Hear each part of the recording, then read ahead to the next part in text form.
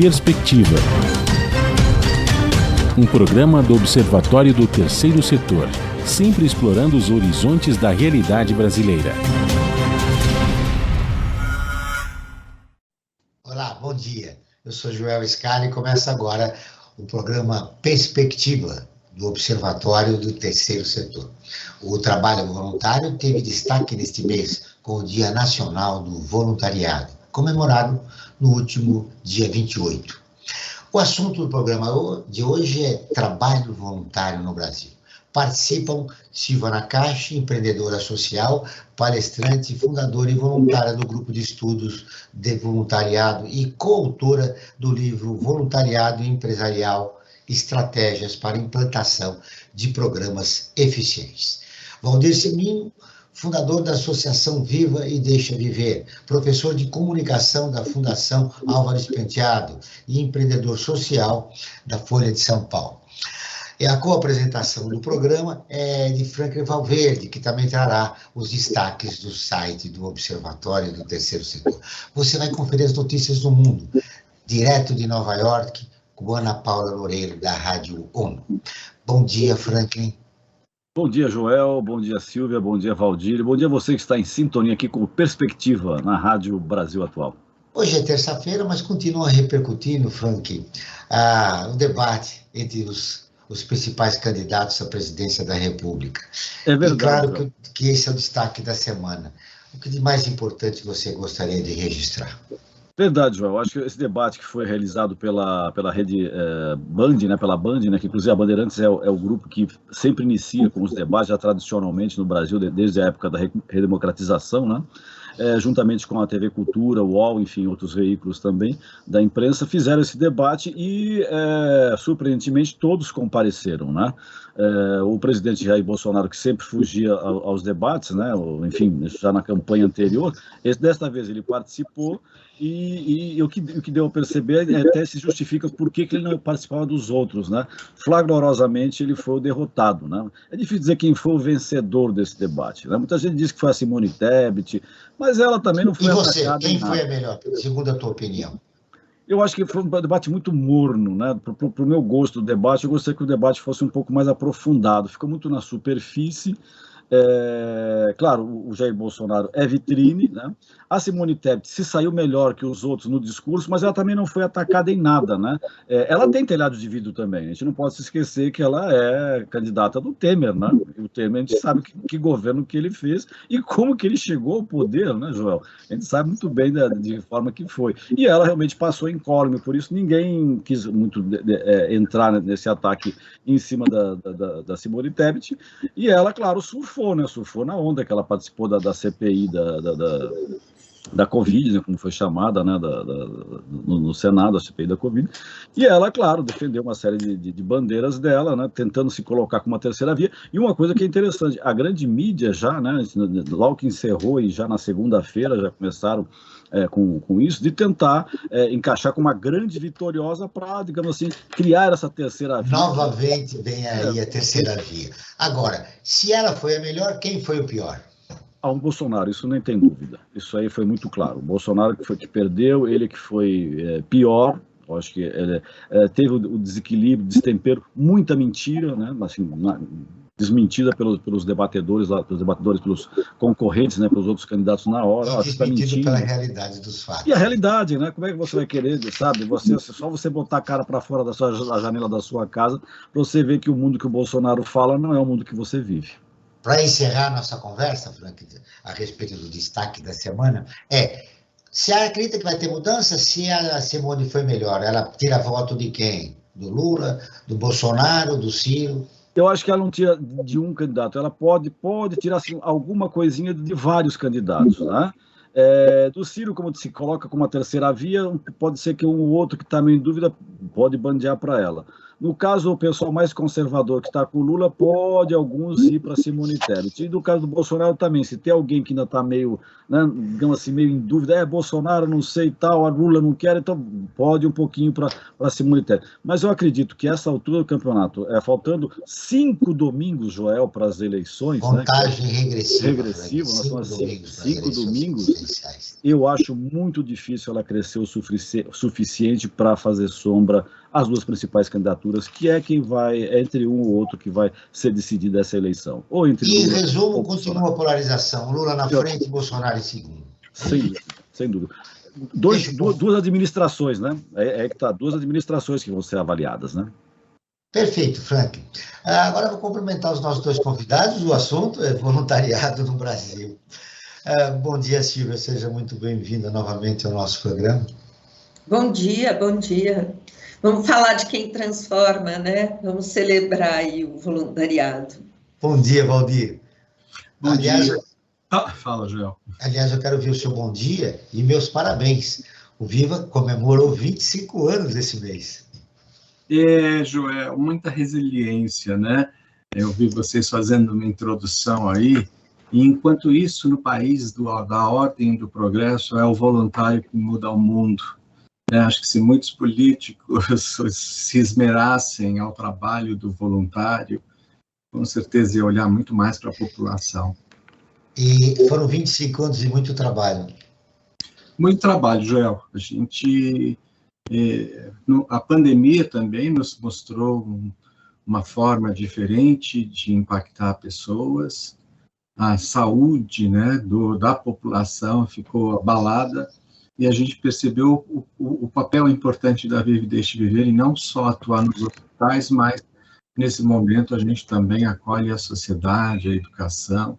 Quer dizer, houve uma mudança nesses 25 anos gradativamente, onde, com muita serenidade e calma, a gente foi olhando para a gestão e valorizando cada vez mais o trabalho voluntário. E o voluntário teve um papel muito importante nessa trajetória do Vive e Deixe Viver. Acho que a base, né? A base de tudo. Eu não posso esquecer da minha trajetória familiar, né? Se é na família que a educação acontece, que a solidariedade acontece, meus avós acho que fizeram um bom papel junto aos seus netos, né? De levar a gente para âmbitos diferentes, ter encontros diferentes, respeitar a diversidade, acolher a diversidade. A vida só podia ser uma consequência dessa. Às vezes eu fico espantado de ver tanta gente envolvida, ver uma caminhada aí pelo Brasil agora e ver tanta gente, né, não só os voluntários, mas os profissionais da saúde, de uma forma tão acalorosa, esperando o nosso retorno, né? Eu diria, a Silvia sabe muito bem disso, que o meu objetivo sempre foi impactar o profissional da saúde. Quando esse contar a história, o voluntário vai ser prescrito. E é o que está acontecendo, a gente está sendo prescrito. Remédio é prescrito, contação de história também é prescrito. Segundo uma pesquisa voluntariado do Brasil de 2021, o Brasil conta com 57 milhões de pessoas comprometidas com o trabalho voluntário. É um número expressivo, Silvia. É um número expressivo, 34% da população brasileira com mais de 16 anos. O resultado, a pesquisa é o resultado, né, de um estudo de uma década. Na verdade, ela reflete sobre essa última década e o quanto o voluntariado que diz que dobrou o número de voluntários, né, no Brasil nessa última década, né? Até mais, né? A terceira edição, a vantagem da gente ter estado perto da pesquisa em 2001, 2011, agora em 2021, é que a gente consegue fazer essa linha do tempo nessas 3 edições da pesquisa, 2 décadas de voluntariado no Brasil. Certamente esse número tem o grande impacto da pandemia, né? A própria pesquisa falou 47% passou a fazer mais voluntariado, né? Entre quem já fez e alguma vez quem estava em atividade, quer dizer, a pandemia foi um chamamento para a filantropia, para a generosidade, para a solidariedade, para o voluntariado, mas ela também é um retrato de uma década de organizações como a Vive Deixe Viver, que faz um chamamento, que prepara as pessoas para ação voluntária, que monitora, que dá o feedback do resultado das horas doadas, né? E também de toda essa evolução cultural, uma cultura que é ensinar a se doar, né? E a doar de modo geral, né? Acho que a gente tem esse retrato nessa pesquisa, né? Valdir, qual é o perfil do voluntário brasileiro? Essa bolha de solidariedade que aconteceu durante a pandemia despertou algumas pessoas, né? Permanece esse crescimento do voluntariado? Joel, eu vou te dizer uma coisa, até como publicitário, né? A Silvia colocou, né? A gente está na terceiro, são 3 edições de uma pesquisa que vai mostrando essa transformação, né? A pandemia veio durante 2 anos, nos confinou, e aí nós tivemos que descobrir formas de ser gentil, formas de ser gentil no próprio prédio, né, na moradia, nos espaços, principalmente o próprio comportamento à distância, né? A gente viu tantas coisas engraçadas, mas, ao mesmo tempo, quanto a tecnologia se humanizou nesse processo, né? Abriu um espaço para esse diálogo tecnológico e também acolhedor e resolutivo, porque muitas coisas foram resolvidas a partir das pessoas em casa. Eu sempre digo, né, que qualquer produto hoje de grande escala, que tem que impactar pessoas todos os dias e estar na cabeça do indivíduo e mudar o comportamento, é só com muita frequência.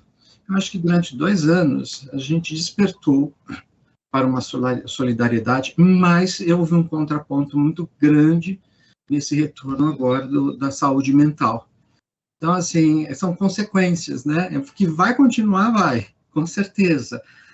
Quando você dá uma carga de frequência mostrando boas práticas, que infelizmente a gente nunca vê isso pelos grandes veículos de comunicação no seu jornalismo, né?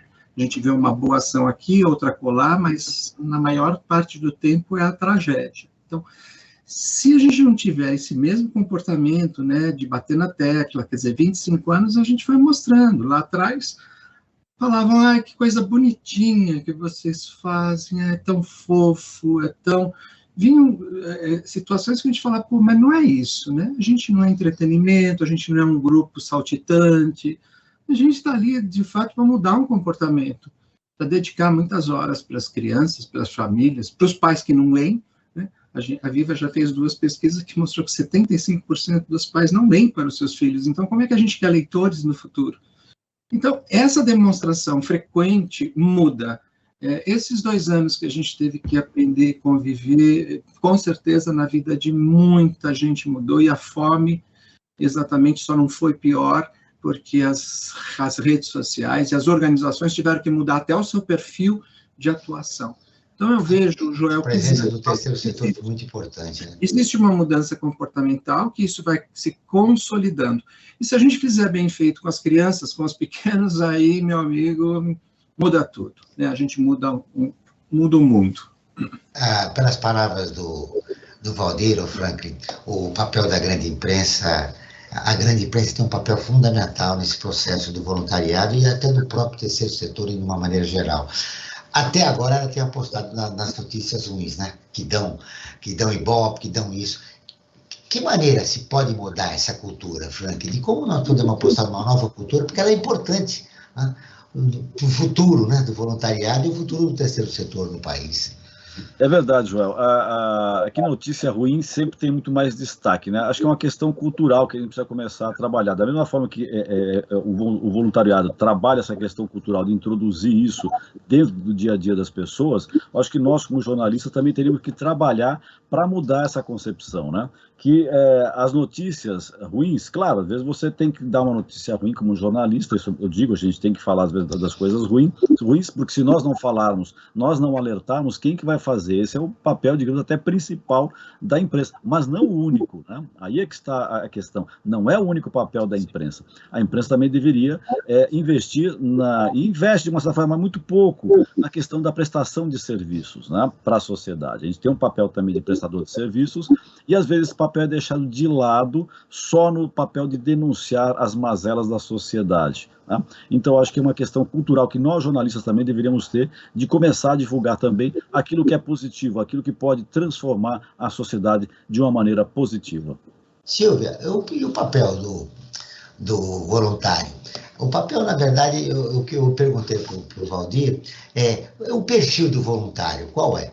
É mais mulher, como a gente imagina, né? Porque o terceiro setor, a maioria são mulheres, ou os homens começaram a ser voluntários?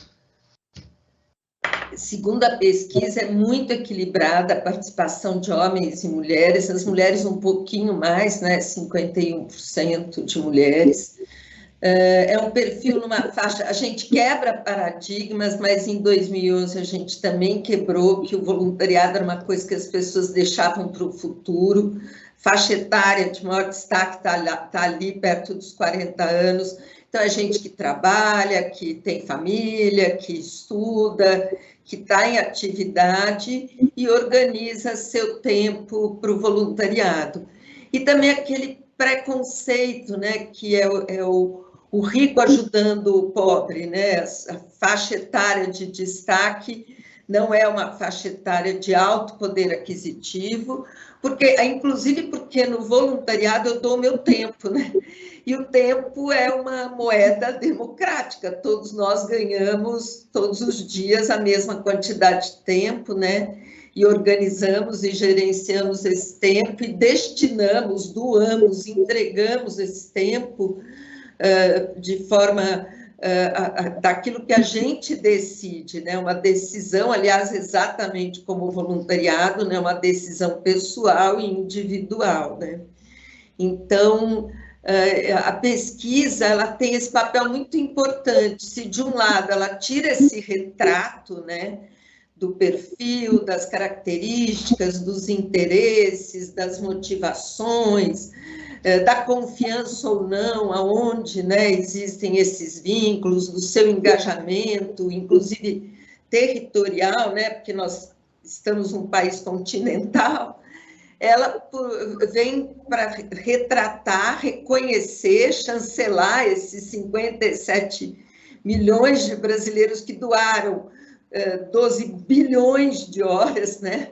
Mas também para nortear, porque é importante quem recebe voluntários conhecer isso, para que as oportunidades, o que ele tem para oferecer de ação, acolha esse perfil, né? Então, é muito interessante observar essas mudanças, né? E, por outro lado, abrir caminhos, né, para as próximas. Eu espero que a gente não espere 10 anos para a próxima pesquisa, né? Em muitos lugares do mundo, essas pesquisas acontecem anualmente, né? Vão acompanhando, né, essa mudança. E o Valdir falou uma coisa muito importante, né? A gente educa, né, para as práticas da gentileza, da generosidade, do voluntariado, né? Então, abrir espaço para isso nas mídias é muito importante porque mostra que é possível. Voluntariado não tem contraindicação, né, Valdir? É para todos, né? E divulgar sempre com constância essas pesquisas é muito importante. Só 12 bilhões de horas foram doadas, é um número muito expressivo. Mas agora nós vamos ouvir a Rádio ONU, que é parceira de conteúdo do Observatório do Terceiro Setor, com a reportagem Bombardeios Constantes impede auxílio na linha de frente lá na Ucrânia. A Ana Paula Loureiro, de Nova York, tem as informações. Coordenadora humanitária da ONU para a Ucrânia disse que tem sido impossível alcançar todos os necessitados em áreas da linha de frente em todo o país.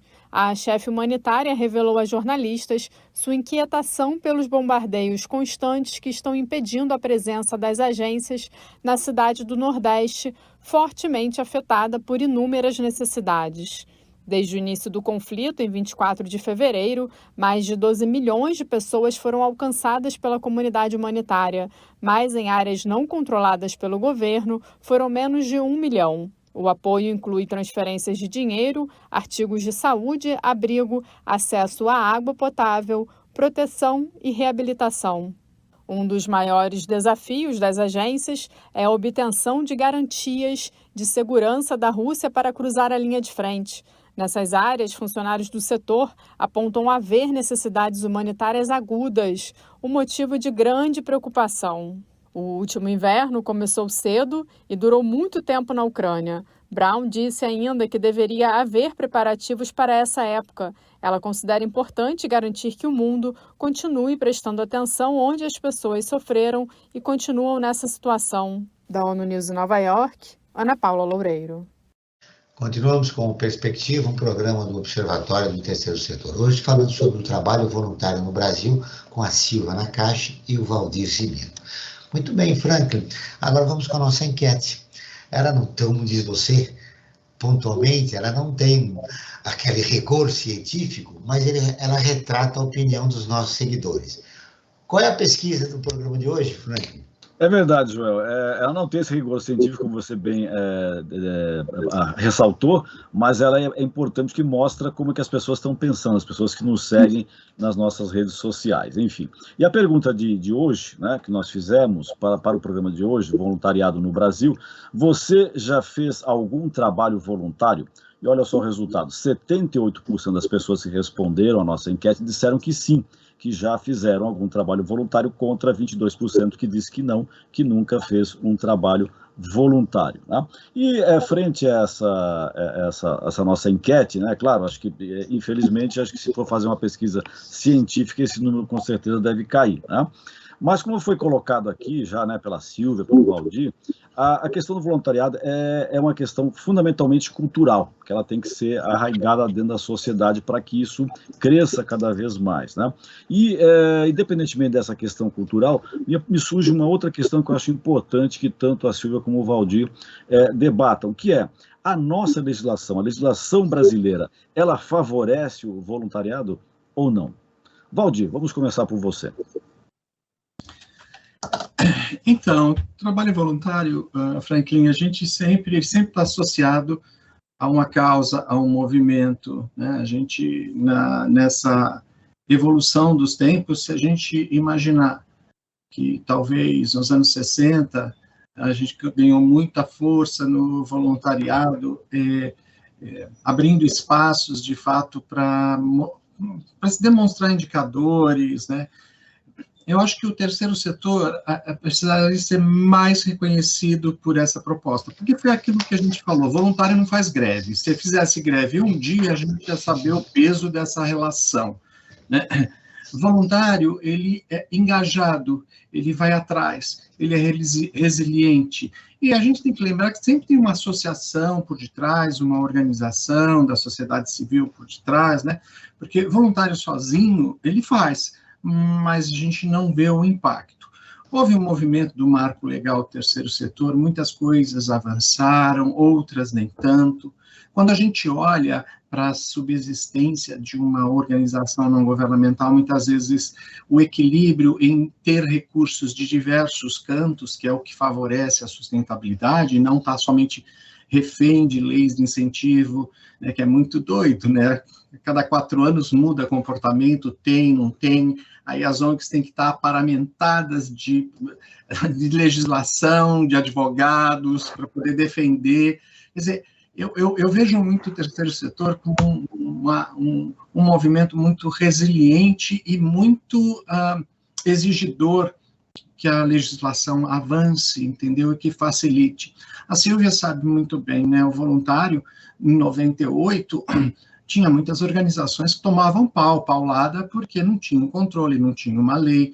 Quer dizer, nós tivemos uma primeira-dama que pensou, de fato, nesse país, olhar para esse país, organizar o voluntariado, trazer indicadores, que tudo isso é o que vai fortalecer a legislação que a gente tanto precisa. Então, foi como a gente falou, a mídia tem que estar bem mais atenta. De fato, no nosso país, a corrupção é tão grande, então tem a pilantropia, né? Que muitas vezes é o que apaga a luz do terceiro setor, né? O que traz uma nuvem de insegurança, inclusive para a pessoa física doar, né? Ela tem dúvidas. E é isso, uma pessoa, mesmo que ela doe, ela tem que entender missão, visão, valores, tudo aquilo que aquela organização está produzindo, mais uma vez, exercício de cidadania e exercício do ordem e progresso com amor. Silvia. Então, a lei de 1998, ela foi muito importante, ela é muito importante, porque ela faz esse reconhecimento do papel do voluntário, essa formalização, ela formaliza o vínculo entre o voluntário e a organização, o espaço público onde ele atua. Mas, por incrível que pareça, segundo a nossa pesquisa, né, ela ainda é muito desconhecida. Quando a gente fala da pesquisa nacional do voluntariado, agora de 2021-22, ela traz um retrato do Brasil. Então, a gente tem que ainda só 45% dos voluntários entrevistados tinham conhecimento da lei e pouquíssimos assinaram o termo de adesão, e é exigência, né? Não é uma questão de poder ou não poder, a lei é muito clara. Você tem voluntários, isso tem que estar formalizado por meio do termo de adesão. A lei teve uma pequena adaptação no texto em 2016, né? Então, assim, ela é importante, mas ela precisa talvez ser mais também divulgada, mais trabalhada, né? A gente tem que entender que é um continente, como eu falei, um Brasil continental. E assim, eu estava ouvindo, né, a nossa jornalista, um outro dado que a pesquisa trouxe para nós, que também é um pouco assustador, é sobre a agenda dos Objetivos do Desenvolvimento Sustentável, né? Em que um dos pilares dessa nossa agenda, né, que a agenda fala de pessoas, fala de questões do planeta, do meio ambiente, fala da prosperidade, fala de nos unirmos, né, trabalharmos juntos, em parceria, mas ela fala de um ambiente pacífico. Então, assim, me dói muito, né, a gente pensar que a gente está aí com a Agenda 2030 tão pertinho, né, para ser atingido aqueles objetivos, sem deixar ninguém para trás, né, que é um compromisso, e 70% das pessoas não conhecem os ODS, né, então a gente perguntou e as pessoas não conheciam. E a gente vivendo esses tempos tão dolorosos, né, que não é um ambiente que facilite, né? Então, é verdade, Silvia. É doloroso, né? Em cima dessa pesquisa, que 70% das pessoas não sabem que as ODS, o Observatório começou a desenvolver, inclusive mudou o nome do seu programa. Hoje, nós congelamos o Brasil Cidadão e colocamos no ar o Brasil ODS. Toda semana a gente fala de um objetivo da Agenda do Desenvolvimento Sustentável, da Agenda 2030. E que vai ao ar, o relatório Luz... Vai ao ar toda quinta-feira, né? Obrigado. Toda quinta-feira, às 9 da manhã, aqui na Brasil Atual. Toda quinta-feira nós temos o Brasil ODS. E sabe, Silvia, foi um banho de água fria. Agora, dia 30 do mês passado, o relatório Luz revelou que o Brasil não cumpriu nenhum dos objetivos sustentáveis. Quer dizer, no anterior, a gente nós tínhamos avançado um pouquinho, né? Tínhamos avançado, é verdade, e recuamos agora. Claro que a gente também atribui à pandemia. De qualquer forma, a desconstrução de políticas públicas no país, desse governo, ocasionou todo esse transtorno e a gente teve um retrocesso muito grande. E eu que acompanho, deixa eu só para fazer essa conclusão, eu acompanho, né, quando eu entrei para trabalhar no Centro de Voluntariado de São Paulo, que foi assim a minha grande escola do voluntariado, onde eu aprendi, me desenvolvi, sou extremamente grata por todo aprendizado. Nós tínhamos os objetivos do milênio e a gente falava muito de compromissos das empresas e dos governos. Quando nos entregam, em 2015, a Agenda dos Objetivos de Desenvolvimento Sustentável, vem um compromisso cidadão, né? A chamada que o Ban Ki-moon fala é para o voluntariado, é uma agenda de todos nós podemos fazer alguma coisa para contribuir para essa agenda, né? Então, ela tem esse compromisso, é de governos, é de empresas, né? É de sociedade em geral, é de comunidades, mas é do indivíduo, né? E voluntariado é instrumento de cidadania, de participação cívica e de poder contribuir com essa e com outras agendas. Para divulgar isso, eu queria ouvir o Valdir, mas antes, só para registrar mais uma informação. A nossa preocupação em divulgar os 17 Objetivos Sustentáveis da Agenda 2030. Não é só esse programa, mas nas nossas redes sociais nós enfatizamos a importância do engajamento do nosso país nessa Agenda 2030. Valdir, eu quero o teu comentário também. Olha, a Silvia falou importantíssimo. Eu acompanho essa visão desde 92. Eu morava no Rio de Janeiro e eu participei de todo o movimento. Não é à toa que hoje eu estou, né, como parte integrante do Comitê dos Empreendedores Sociais da Folha, onde a gente tem um movimento chamado Catalyst 2030, que é exatamente para sensibilizar pessoas, empresas, organizações a falar isso na transversalidade. Isso tem que estar no nosso dia a dia, tem que estar o tempo todo. A gente tem que transpirar isso. Mas ainda hoje, quando eu discuto isso, ou entro com prospects, pessoas, né, mesmo na academia, todo mundo de uma forma, precisa colocar isso aí na nossa agenda. Não, isso aí não. Isso aí é a nossa sustentabilidade. Né? Então, eu, como pessoa, costumo multiplicar isso. Né? Há alguns anos, lecionando na FAAP, nenhum aluno sai com um trabalho de gaveta. Né? Eles saem com um trabalho para o portfólio, um trabalho realizado, um trabalho que eles vão a campo, e sempre associado a vá descobrir, vamos dar voz e visibilidade para organizações não governamentais. E nesses encontros, a gente vê também que falta essa informação. Né? Quer dizer, se a gente jogasse essa temática na transversalidade, na formação, desde o bebê, põe lá na creche isso, entendeu? E vamos falar disso, nós vamos ter mudança. O que a gente está falando é sempre, olha, 92 tinha que chegar em 2015 com 8 metas. Agora já não são mais 8 metas, são 17, que dá um total de 165 dos problemas que nós temos e a gente não consegue resolver, né? Não consegue resolver porque, enfim, a gente tem políticos que poderiam fazer isso com uma propriedade, né, extraordinária. Quando eu vejo uma campanha de eleição, e todo ano é a mesma coisa, é guerra, é falar mal do outro, é dizer que tem lá 5 metas para atender, sabe, propaganda política deveria ter uma outra forma para falar com o povo, inclusive, que não tem, né, que troca voto por dentadura, por cesta básica, né, de que forma que a gente pode empoderar, de fato, as pessoas? É mexendo lá na raiz, Joel. É verdade, você está levantando um aspecto importante. As eleições, elas, na verdade, são um símbolo do atraso do Brasil, né? Está tudo ali, né? Parece que nós estamos 50 anos atrás. A sociedade civil que está hoje organizada para criar um novo Brasil, até para se reinventar enquanto sociedade brasileira no pós-pandemia, deveria colocar o terceiro setor como uma peça fundamental para que a gente pudesse refletir até para diminuir as nossas desigualdades. Um levantamento da plataforma Atados revelou que a principal causa dos voluntariados brasileiros é a educação. Seguida veio o combate à fome, o meio ambiente, direitos humanos e violência contra a mulher.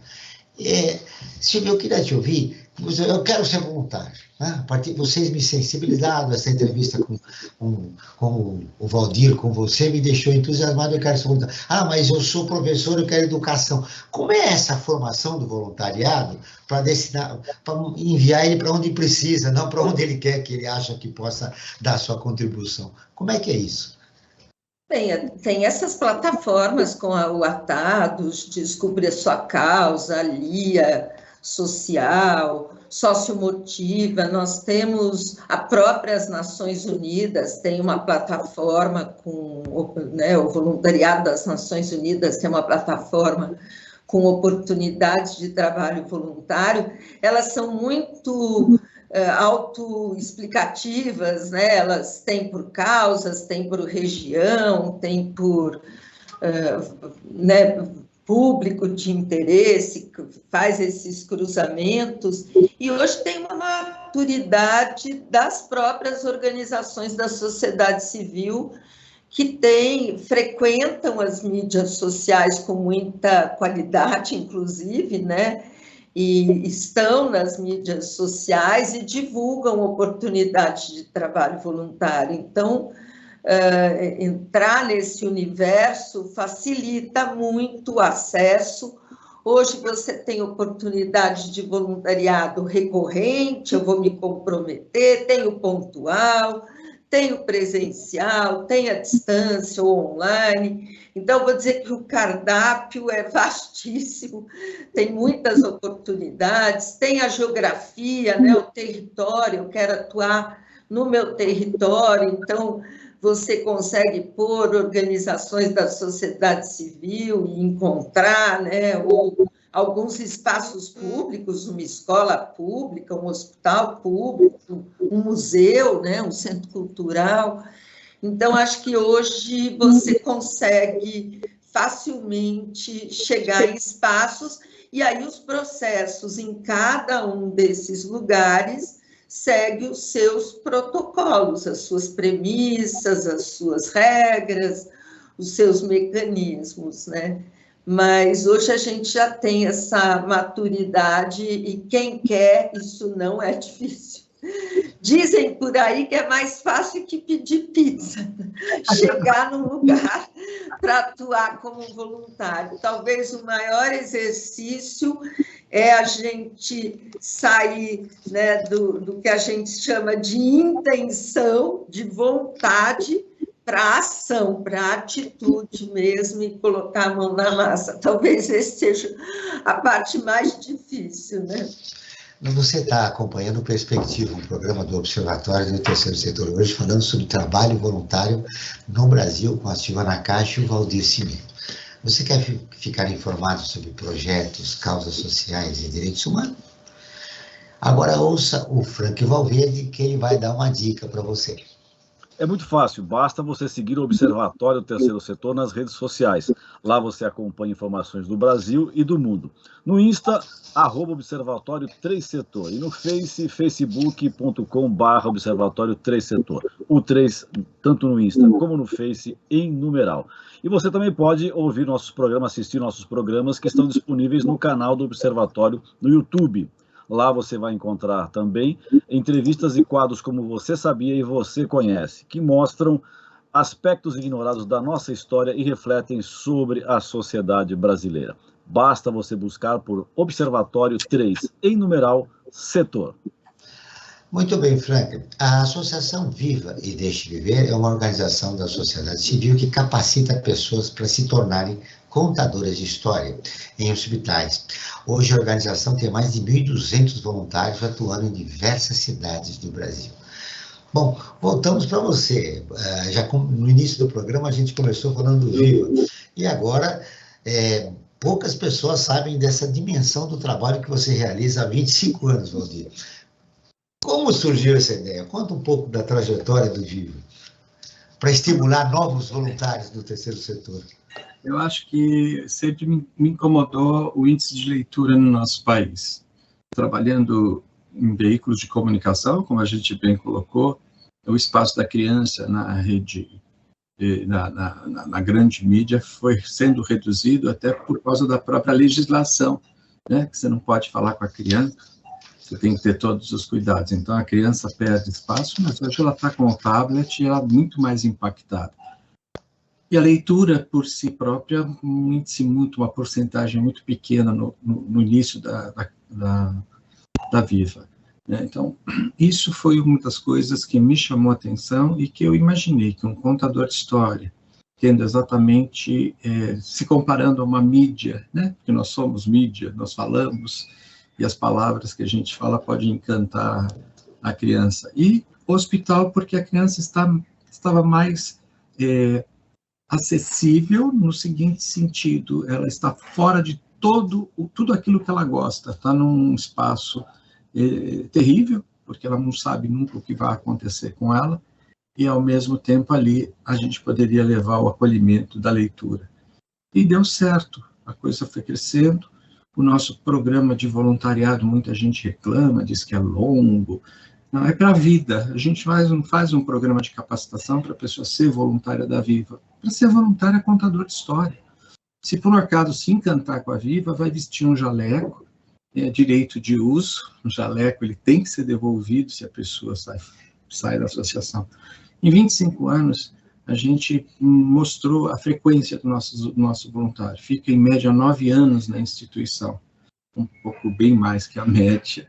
Ele doa, em média, 10 horas contando histórias. Ele registra a participação dele num diário digital, que hoje é uma ferramenta de pesquisa contínua, que mostra exatamente aquilo que a gente falou, quantas horas foram doadas. Essa hora qualificada, ela tem um valor, é o capital humano que a ONG, que a Viva capitaneia, e isso também passa a ser um olhar mais atento, né, para os indicadores que uma ONG, o que ela faz com o dinheiro público. Então, a gente teve sempre essa preocupação de mostrar cada real investido na Viva, a gente devolve de 5 a 7 reais para a sociedade. A pandemia trouxe a gente para um patamar mais baixo, mas não deixamos de parar. Na pandemia, nos reinventamos. Então, o processo de capacitação, de formação, das atividades que a gente promove, são muito grandes para atingir o maior público possível, né?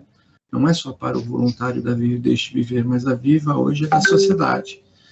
E a gente percebe que a seriedade, os indicadores, tudo aquilo que a gente vem provando, e principalmente sendo mais aprofundado, fazer pesquisa para identificar o nível de cortisol e ocitocina na criança, é inédito, né? Então, a contação de história leva a criança para um outro espaço, quando ela está sendo tratada, né? Entra como acolhimento. E isso é aconchegador, acolhedor também para os pais e para a equipe de saúde.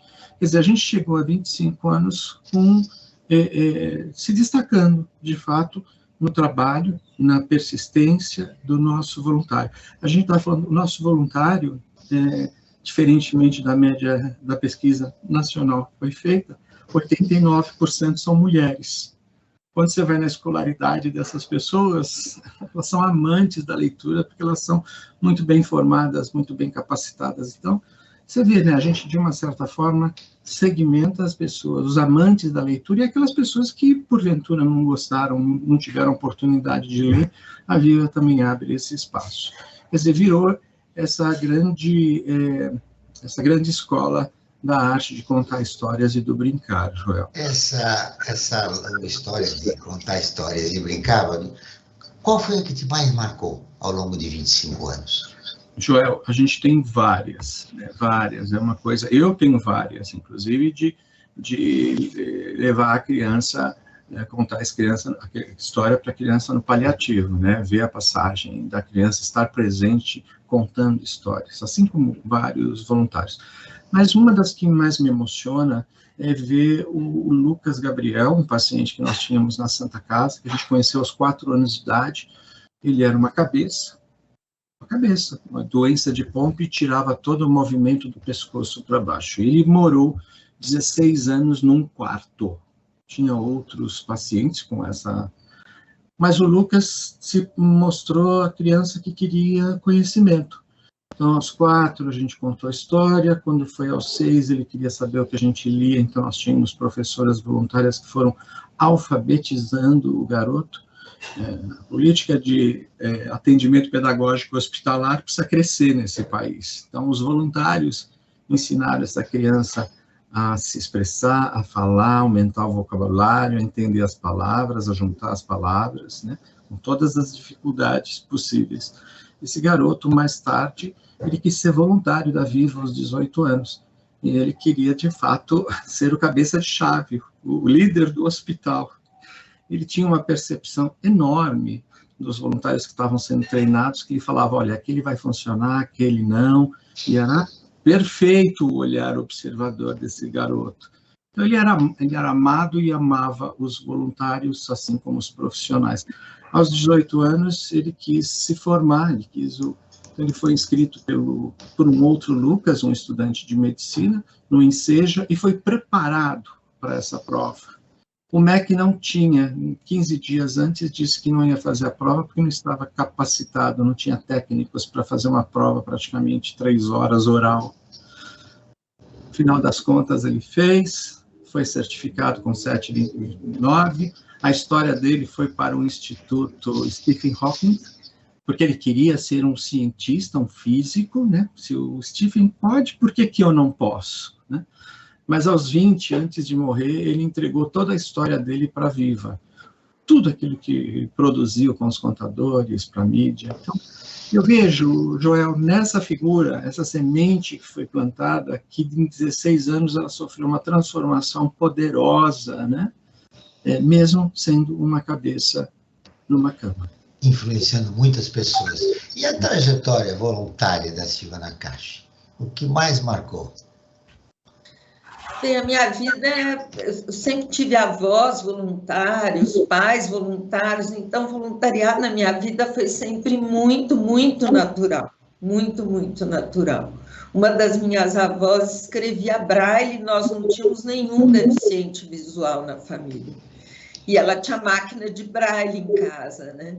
Então, eu tinha absoluta consciência de que era uma coisa que ela fazia com muita alegria, que não era um trabalho, que era uma coisa que ela fazia mais, que ela oferecia para aquele grupo. Então, fez parte da minha vida. Eu estudei em colégios que também incentivavam as práticas de voluntariado, então sempre saí com os amigos para fazer voluntariado.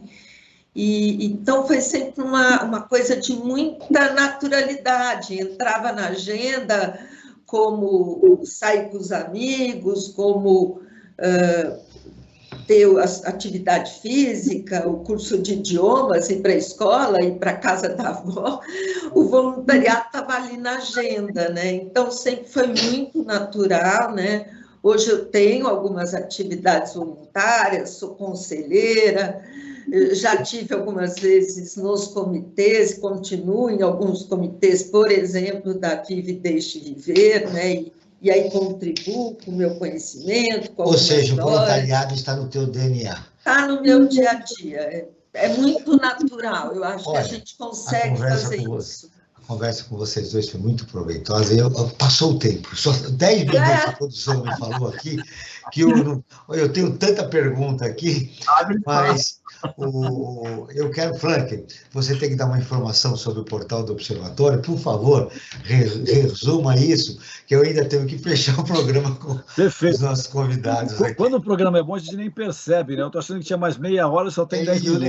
Eu levei dele aqui, porque se eu não parar aqui de falar, vai estourar o programa. Coisa boa, né? Entre amigos. É verdade. Vou procurar ser bastante sintético. Eu convido a todos e a todas que visitem o portal do Observatório, observatório3setor.org.br, esse 3 em numeral. Lá vai encontrar uma série de informações, uma série de notícias, muitas delas voltadas para a cidadania, para os direitos humanos. Entre as notícias de destaque, eu destacaria, por exemplo, uma matéria que diz que com dívida parcelada pelo governo, o dono da Havan compra jatinho de 250 milhões, né?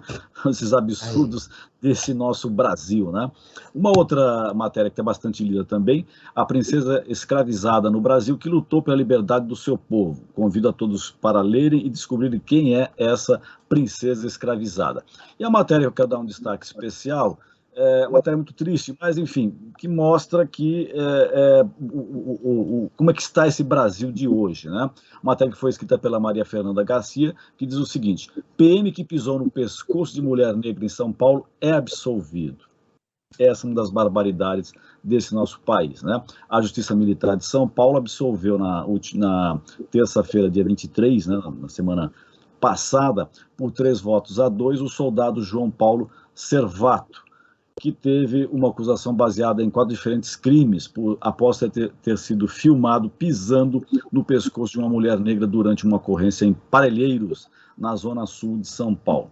É importante destacar, Frank, que essa senhora que ele pisou era uma comerciante. Exatamente, era uma comerciante. Não era uma contraventora da lei. Era uma comerciante que teve uma desavença com ele e ele acabou...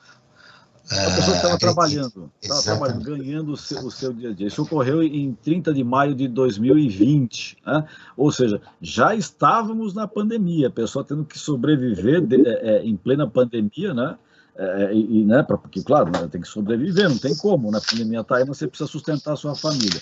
E esse crime foi cometido e o tribunal, né, composto, um tribunal militar, acabou isentando esse soldado que cometeu essa barbaridade.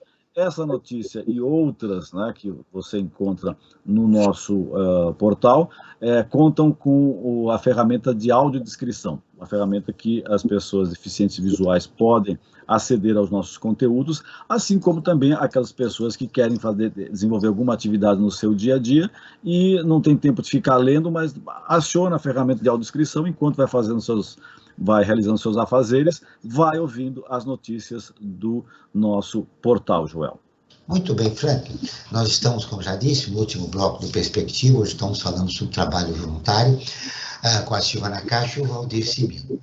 Dados da pesquisa que a Silva se referiu aqui, no programa de hoje, citando vários aspectos dela, também mostram que 71% da população tem interesse em ajudar o próximo. Cerca de 35% dessas pessoas não encontram oportunidades de trabalho voluntário.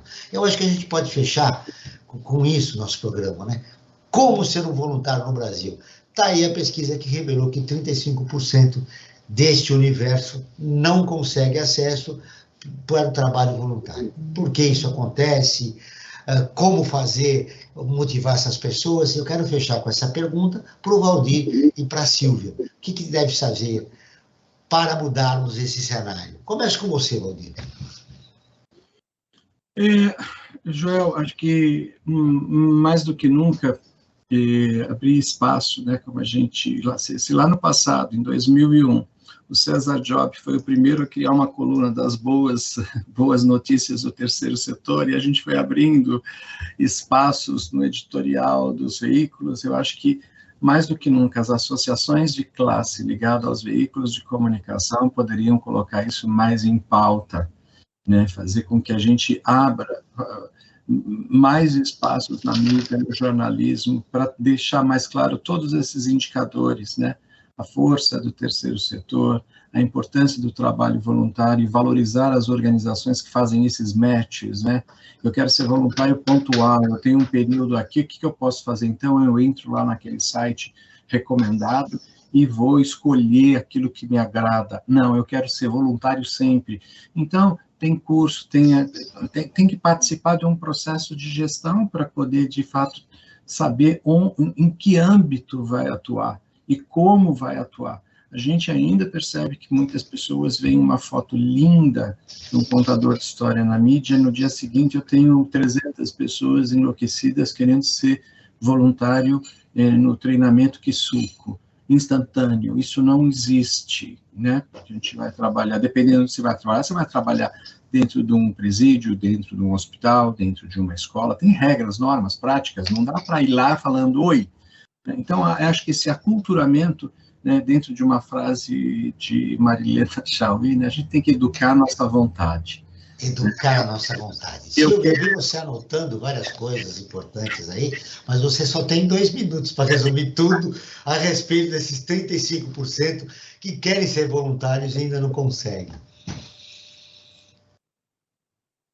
O som está desligado.